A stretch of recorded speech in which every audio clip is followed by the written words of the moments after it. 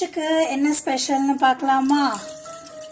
இன்னைக்கு சண்டே, ரொம்ப சிம்பிளான லஞ்சு. எறா தான் க்ளீன் பண்ணிட்டு இருக்கேன். எறா தொக்கு செய்ய போறேன்.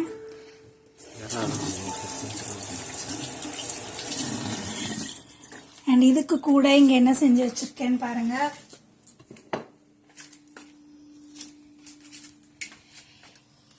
இது ஒரு புது ரெசிபி. நானே இன்னைக்கு தான் ஃபர்ஸ்ட் டைம் ட்ரை பண்ணுறேன்.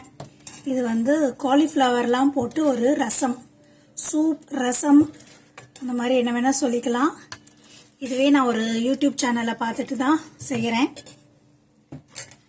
அடுத்தது நம்ம எறா தொக்கு செய்ய போகிறோம். பக்கமாவா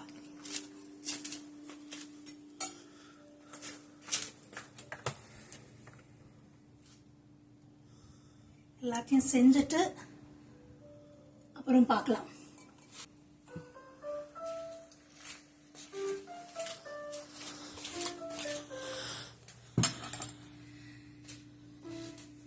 lunch ready.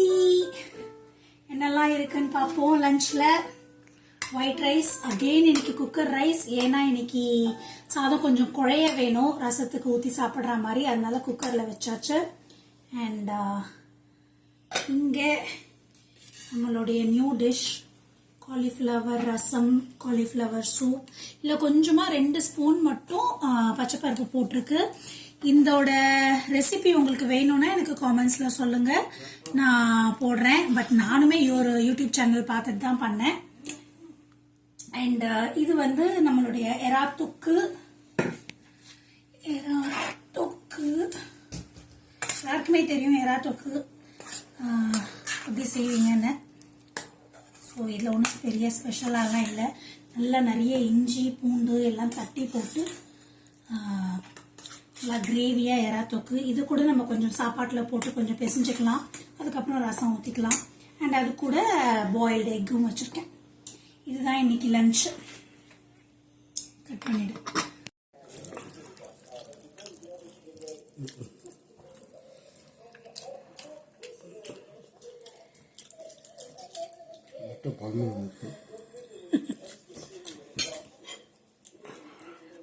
Gopi rasam with எறா தொக்கு,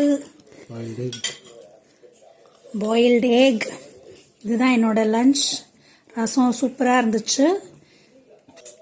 பாய்.